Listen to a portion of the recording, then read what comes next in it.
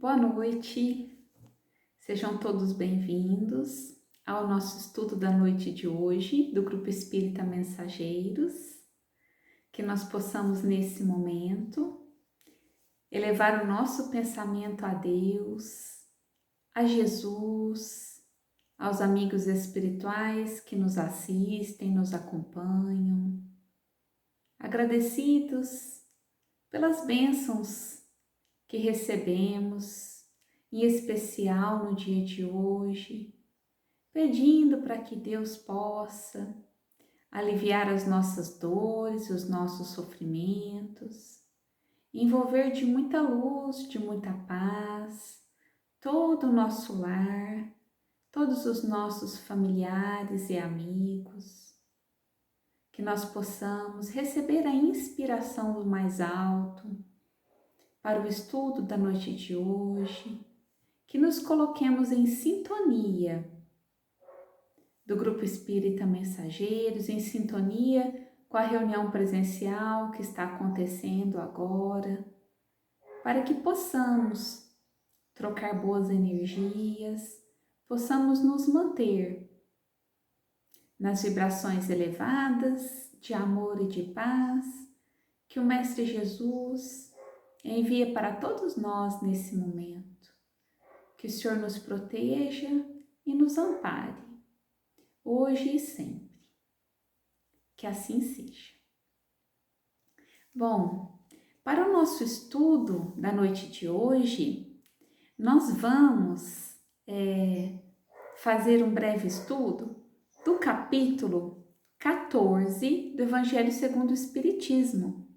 E o tema de hoje é o parentesco corporal e o parentesco espiritual. Bom, nós podemos, através do estudo da doutrina espírita, compreender que há dois tipos de parentesco, ou seja, dois tipos de famílias que nós constituímos. Nós temos a família corporal e a família, ou melhor, as famílias ligadas pelos laços corporais e as famílias ligadas pelos laços espirituais. Bom, nós aprendemos na doutrina espírita que não são os pais que criam o espírito dos seus filhos. Os espíritos, todos nós, espíritos, somos criados por Deus antes, de nós habitarmos este corpo que nós habitamos. Então, os nossos pais aqui na Terra, eles são responsáveis pela formação do nosso corpo, porque nós em espírito, somos criados antes da criação desse nosso corpo e vivemos muitas experiências, muitas encarnações para podermos evoluir. Então, o espírito daquela criança que habita o corpo de um bebê, ele é muito antigo. Muitas vezes tem uma idade até superior a nós. Pode ser que ele viveu muito mais encarnações do que os próprios pais. Bom, nós fomos criados por Deus, somos criados simples e ignorantes, Os espíritos são criados simples e ignorantes. E através das sucessivas encarnações, os espíritos vão desenvolvendo as suas faculdades morais e intelectuais. E nós podemos observar que os espíritos que encarnam numa mesma família podem ser simpáticos, podem ter afinidade ou não. Quando nós observamos que os espíritos que estão encarnados numa mesma família, as pessoas de uma mesma família, têm afinidade, têm a mesma sintonia, nós podemos entender que são espíritos que já tiveram relações, já estiveram tiveram experiências anteriores em outras vidas e desenvolveram um afeto, uma afeição que foi um afeto aumentando ainda mais nessa encarnação dessa família atual. Mas também nós observamos em uma mesma família, e isso acontece com muita frequência, pessoas que já desde a infância não combinam, pessoas que são antipáticas umas às outras, muito mesmo sem ter um motivo aparente. E isso mostra para nós que essa antipatia, que essa dificuldade de se relacionarem é anterior a essa existência. Muito provavelmente são desafetos do passado que Deus reuniu na mesma família para que possam se perdoar, possam aprender a terem afeto, aprenderem a se amar. Por isso, nós verificamos que em várias situações, né, nós podemos ter mais afeto, mais afinidade por um amigo do que muitas vezes por um irmão consanguíneo. Os verdadeiros laços de família, eles não são os consanguíneos, e sim os laços de simpatia, o que se denota pela comunhão de ideias, pensamentos semelhantes, uma afeição que é fácil, um relacionamento fácil, onde tem um respeito mútuo, onde o amor vai crescendo conforme o passar do tempo. Quanto mais se convive, mais essa afeição vai aumentando. Isso quer dizer que os laços que unem as pessoas que são simpáticas são muito maiores, vão muito mais além do que o parentesco consanguíneo. As famílias pelos laços espirituais, elas são duráveis, elas se fortalecem com o tempo e perduram no mundo espiritual. As famílias pelos laços corporais, elas são mais frágeis, elas se extinguem como a matéria e muitas vezes esses laços que unem apenas as pessoas pelo parentesco consanguíneo, muitas vezes esses laços se rompem na própria existência. Quantas vezes nós vemos famílias que com o tempo vão perdendo a convivência, vão perdendo o contato e as pessoas acabam se tornando estranhas umas às outras? Por que acontece isso? O que o Espiritismo tem a trazer para nós para explicar por que muitas vezes nós não temos afinidade com os parentes dentro da própria família? Muitas vezes é o filho que não combina com o pai, que não está bem com a mãe, é um irmão que não quer bem ao outro, vivem brigando, desavenças, brigas, né, constantes. É o sogro que não se dá bem com a sogra. Aliás, é o sogro que não se dá bem com o genro, com a nora. É um filho que só traz desgosto, ou é um pai ou uma mãe muito difícil de convivência. Por que isso acontece? O que o Espiritismo tem para explicar para nós os motivos disso acontecer? Bom, nós sabemos, através dos ensinamentos da doutrina espírita, que nós vivemos várias encarnações. A vida aqui no planeta, a vida no mundo encarnado não é apenas uma. Quando nós desencarnamos, nós levamos conosco as nossas virtudes, os nossos defeitos, as vivências, né, as experiências que nós tivemos aqui. E muitas vezes nós temos desafetos, levamos sentimentos, emoções de ódio, de raiva, de mágoa, de rancor que nós já temos aqui enquanto encarnados com relação a algumas pessoas. Esses sentimentos vão conosco quando a gente desencarna. Nós continuamos sendo a mesma pessoa quando desencarnamos. A única diferença é que nós não vamos ter esse corpo aqui de carne no mundo espiritual, mas continuamos sendo a mesma pessoa. Quando estamos lá no mundo espiritual, vai depender de nós. Se nós vamos ficar muito tempo arraigados, presos a esses sentimentos de raiva, de rancor, muitas vezes de ódio com relação a algumas pessoas, ou se nós vamos querer nos libertar desse sentimento e procurar a luz, procurar parar de sofrer.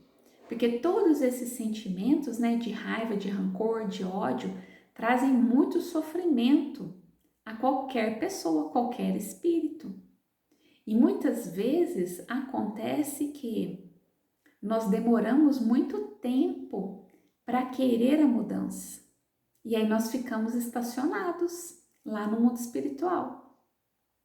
Quando os trabalhadores da espiritualidade, que são encarregados, né, de nos auxiliar, quando eles veem em nós uma disposição de mudança, uma vontade, né, de colocar uma luz sobre essas emoções, quando os trabalhadores espirituais veem, percebem isso em nós, aí eles conseguem nos ajudar e mostrar para nós, né, mostrar para todos os espíritos que estão desencarnados e que têm todos esses sentimentos aí arraigados no seu coração, conseguem mostrar a verdade, porque as coisas não são por acaso, né? E muitas vezes nós acreditamos sermos vítimas de acontecimentos, de situações, de pessoas que nos fizeram mal, e muitas vezes nós é que plantamos esse mal no passado. Então nós temos a nossa parcela de responsabilidade em tudo que acontece conosco. Lá na espiritualidade, lá no mundo espiritual, a espiritualidade trabalhadora do bem mostra para nós isso, quando nós estamos dispostos a enxergar a verdade. E aí começa o processo, né, de entendimento, de compreensão, e vai nascendo em nós a vontade de ter uma nova oportunidade, a vontade de nos reconciliarmos com os nossos desafetos. E depois de muita prece, depois de muita meditação, depois de um preparo muito especial dos espíritos trabalhadores que são encarregados do planejamento reencarnatório, nós vamos nos aproximando dos nossos desafetos do passado e é dado para nós a oportunidade de uma nova encarnação junto com essas pessoas, para que possamos todos nos perdoar e aprendermos a nos amar. E assim acontece dentro de uma mesma família, de ter a encarnação, né, de uma pessoa que foi um desafeto do passado. Isso explica várias situações que mesmo lá no começo da infância, algumas crianças demonstram antipatias por parentes, né, próximos, que naquela encarnação não há explicação para isso. Muitas vezes passa uma vida inteira as pessoas não conseguindo conviver bem. Nós temos, todos nós, um planejamento reencarnatório, uma equipe espiritual que nos auxilia nesse planejamento. E se nós viemos em uma família na qual nós temos dificuldade de convivência dentro dessa família, nós também temos o apoio espiritual para que possamos sair vitoriosos dessa prova. Essa prova, por vezes, é muito difícil quando nós nos vemos obrigados a conviver diariamente com pessoas que foram nossos desafetos. Mas se nós tivermos uma força de vontade firme, se nós mantivermos o nosso pensamento elevado a Deus, pedindo forças para passar por essa prova, nós vamos conseguir, com certeza. Lembrando que Deus não dá para ninguém que pede uma prova que não pode ser cumprida, ou seja, Ele não dá uma prova maior do que as nossas forças. Então, se qualquer um de nós estiver passando por uma dificuldade muito grande de convivência atualmente, ou já passamos, uma dificuldade muito grande de convivência, seja com o nosso pai, com a nossa mãe, seja com o filho, seja com o irmão, ou qualquer outro parente próximo, que nós possamos ter certeza de que nada é por acaso. O importante é que nós possamos fazer o melhor que pudermos para ter uma conciliação, para que possamos viver de uma maneira pacífica, desejando o bem uns para com os outros, procurando perdoar as palavras ásperas, perdoar as dificuldades de convivência, porque às vezes nós achamos que o outro que é difícil de conviver, mas tem situações que nós é que estamos cegos e não estamos vendo que nós mesmos é que somos difíceis de conviver. Muitas vezes nós mesmos que estamos com dificuldade de perdoar. E as coisas parecem que vão se acumulando e coisinhas pequenas do dia a dia nós começamos a dar muito valor porque a gente não consegue perdoar. Aquela pessoa que nos traz muita dificuldade de convivência, ela é a oportunidade que nós temos de exercitar o perdão, de exercitarmos a benevolência, a indulgência, o amor ao próximo que Jesus tanto nos ensinou. E entendendo, essa diferença, por que acontece essas antipatias dentro de uma mesma família, nós conseguimos entender que é a oportunidade que Deus nos dá de repararmos faltas anteriores, de aprendermos na convivência diária a exercitar o perdão. E também na doutrina espírita, nós aprendemos muito a importância da família, em especial a importância do pai e da mãe na educação dos filhos. Nós que somos pais, que somos mães, temos uma incumbência, temos um trabalho muito importante a fazer na educação das crianças, que é encaminhar essa alma a estar mais próxima de Deus.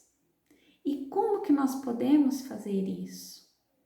Ensinando desde pequenininho a amar a Deus, e observando na criança, igual um jardineiro que está cuidando de um jardim.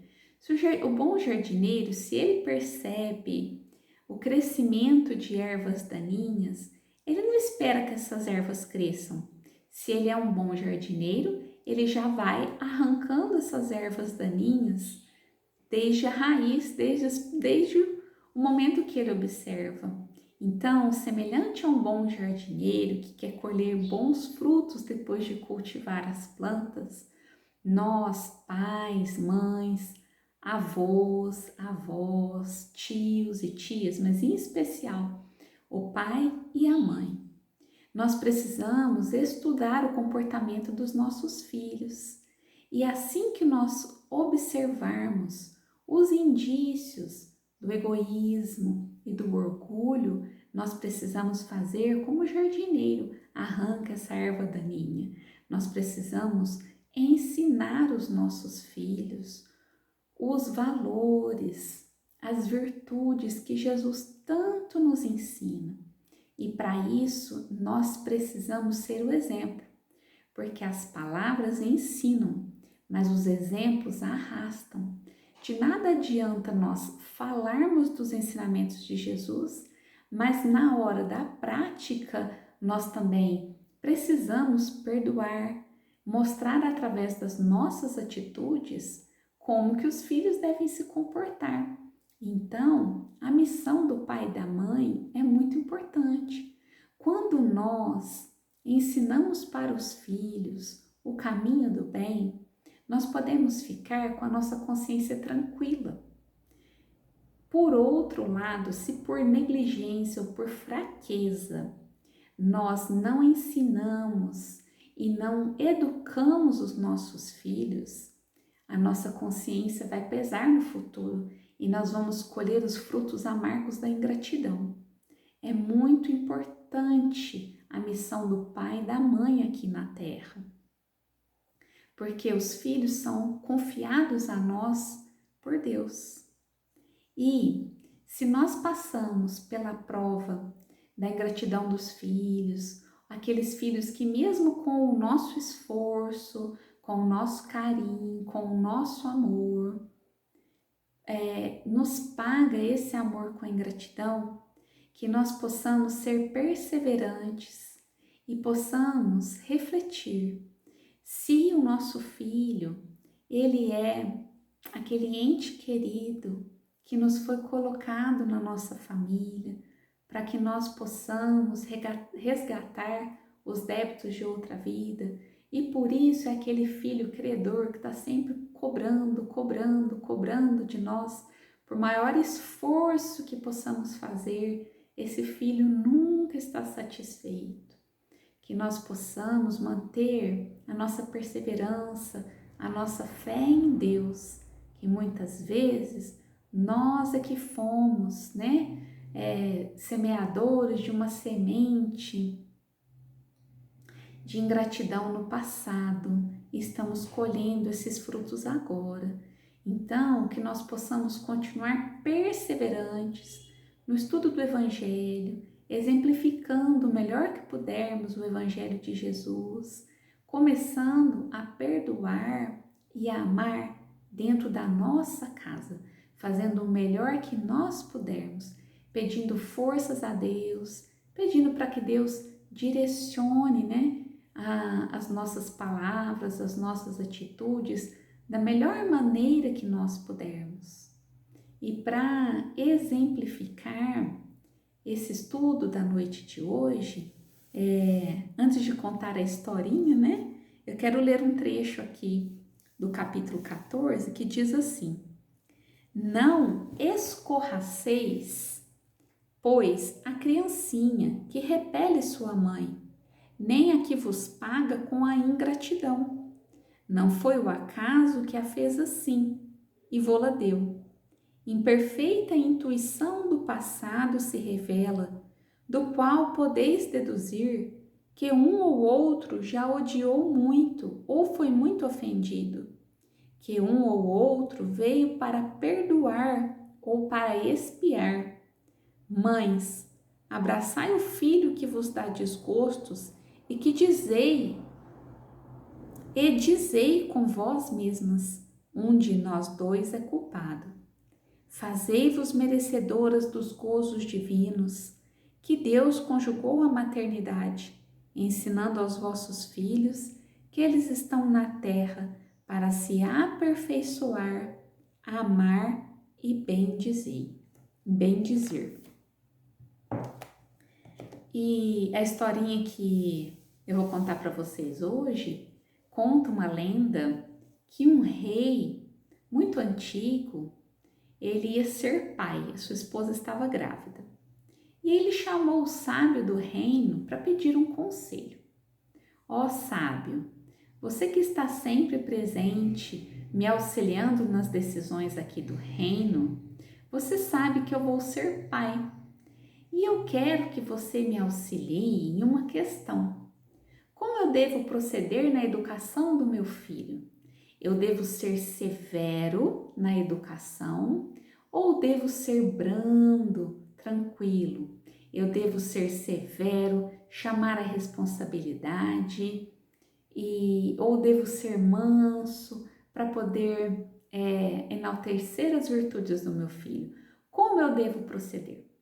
E passado alguns minutos, o sábio ponderou e pediu para que 2 servos trouxessem para perto dele, 2 vasos muito bonitos que eram um enfeite da coleção do rei, colocassem em cima da mesa e trouxessem 2 vasilhas com água, uma com água fervente e outra com água muito gelada, quase congelando. E antes que os servos pudessem despejar essa água dentro dos 2 vasos, o rei, que já estava cansado de esperar, interveio e disse, para o sábio: mas olha, se você colocar essa água quente fervendo dentro do jarro ou a água gelada dentro do outro, os 2 vasos podem se quebrar. E eu gosto muito deles, eu não quero que isso aconteça. E aí, logo em seguida, o sábio pediu para os servos despejarem em uma bacia tanto a água fervendo quanto a água gelada. E a água se misturou e ficou morna. E aí veio a lição para o rei, que para uma boa educação precisa-se do equilíbrio. Nem ser austero demais, severo demais e nem ser ameno demais. É necessário um pouquinho de severidade, um tanto de severidade para corrigir as más tendências e um tanto de amenidade para enaltecer as virtudes do filho. O segredo está no equilíbrio. E esse é o grande desafio que todos nós enfrentamos na nossa vida. É encontrar o equilíbrio, o caminho do meio. Nós, como pais, como educadores, nós queremos o melhor para as crianças, para os nossos filhos. E encontrar esse equilíbrio é um grande desafio para todos nós.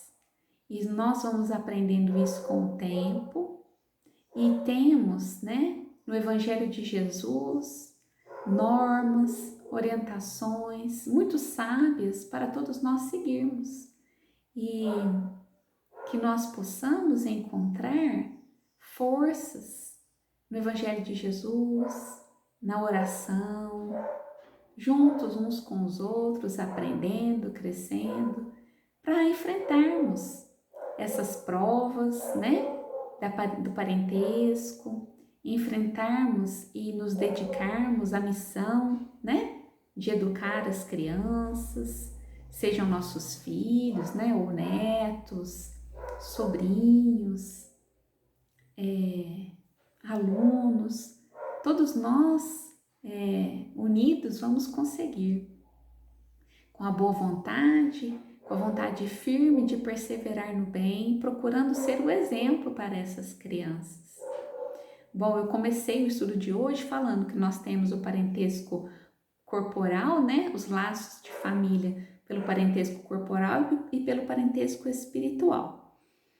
Os laços de família pelo parentesco espiritual, eles perduram na vida espiritual. Então, os espíritos afins e que já desenvolveram o amor uns pelos outros podem às vezes estar afastados momentaneamente e quando no mundo espiritual se reencontram, se reúnem em famílias. E muitas vezes, quando encarnados aqui na Terra, se reúnem numa mesma família muitos espíritos que são afins. Por isso que nós vemos muitas famílias que são realmente unidas. E às vezes, dentro dessa família unida, nós observamos um ou outro que não segue o mesmo caminho, que tem mais dificuldade de convivência. E isso é para que as pessoas que são mais unidas possam também dar o exemplo e auxiliar aquela pessoa que reencarnou ali junto a ser unida também, a desenvolver os laços de afeto e que possam conduzi-la para o caminho do bem. Então, Deus permite diversas maneiras, várias formas de estarmos unidos para aprendermos a amar uns aos outros e exercitarmos a fraternidade. Primeiro aprendendo a amar dentro de casa, amar a nossa família depois estendendo esse amor a todos que nos cercam, para que um dia nós possamos amar toda a humanidade. Isso é fraternidade. Bom, ficamos aqui então com essas reflexões que são muito importantes, agradecendo a Deus pela oportunidade da noite de hoje e que possamos nos esforçar para vivermos de uma maneira pacífica dentro dos nossos lares, fazendo o melhor que pudermos, pedindo a Deus, a Jesus, a Mãe, Maria Santíssima e aos espíritos trabalhadores do bem do nosso grupo Espírita Mensageiros, que derrame sobre todos nós as suas bênçãos de luz, trazendo muita paz e equilíbrio para os nossos lares, para os nossos corações, fortalecendo a nossa fé, aliviando nossas dores, as nossas preocupações, os nossos sofrimentos, e envolvendo de muita paz, de muito equilíbrio a todos os familiares que convivem conosco, que também possamos vibrar, pedindo a Deus o seu conforto, a sua paz, a sua luz, a todas aquelas pessoas pelas quais também foi pedida oração aqui no grupo, que as bênçãos de luz, de amor e de paz envolva a todos nós, hoje e sempre. Que assim seja, graças a Deus.